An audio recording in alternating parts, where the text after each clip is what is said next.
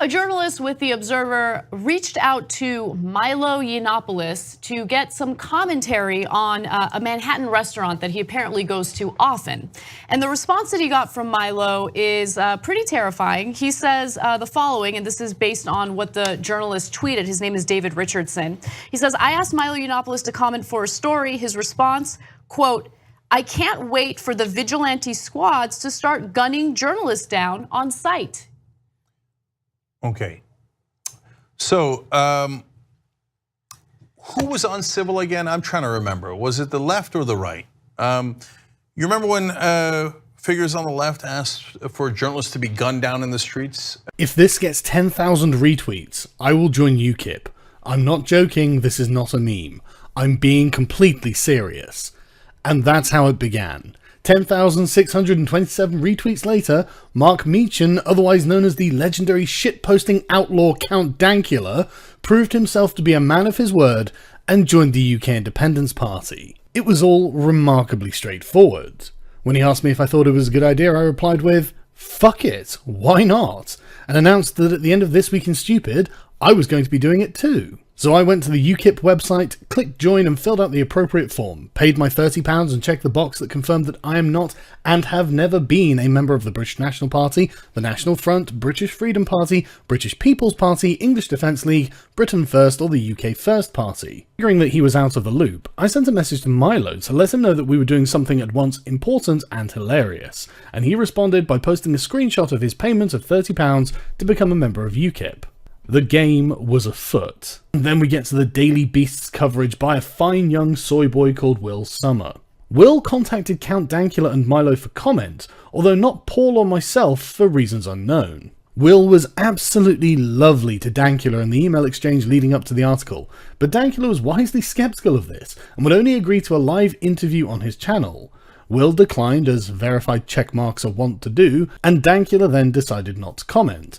But they ended the exchange on amicable terms. I mean, it's not like Will was going to write a hit piece basically calling us all Nazis, was he? Oh wait, of course he was. Far-right YouTube stars plan takeover of Ukip. That's right, the far-right radical centrists are here to use the party to make Britain great again, or at least use Ukip's inner turmoil to build their own social media followings? Will, my dude, we have a combined subscribership of over 2 million people. We don't need Ukip to build a social media following. That's what we are bringing to the party, genius. Following the publication of the article, Dankula once more emailed Will to ask him why he was being such a duplicitous little serpent. Will's response was to drop the facade and sass him like a teenager. But Dankula was right to be thankful that he was careful, which is why Milo's response to their request for comment should come as no surprise. Milo sassed them first. When Will Summer emailed him for comment, Milo replied, I can't wait for the vigilante squads to start gunning journalists down on sight. That's pretty damn edgy. Obviously, this isn't a request, but a rebuke of the nerve of these jackasses to politely approach you while holding a knife behind their back, something Milo has experienced many times in his career, which is why it was, as he said, his standard response to a request for comment. And as Will demonstrated with Dankula, Will's betrayal of trust was inevitable, and the real problem that they have here is that Milo knew what to expect and got the drop on him first. By vigilante thugs? Oh no, right, I don't. It has consistently been the right wing that has pushed for violence and that has committed violence in places like Charlottesville. And unsurprising that Milo, in yet another desperate attempt to seek attention, gives this quote to Davis Richardson.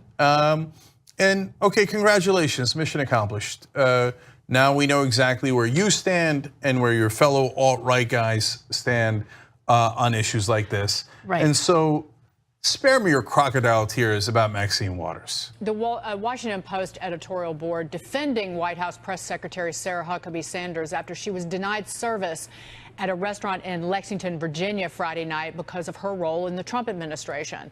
This after Homeland Security Secretary Kirstjen Nielsen and White House policy advisor Stephen Miller were publicly heckled at Washington, D.C. restaurants.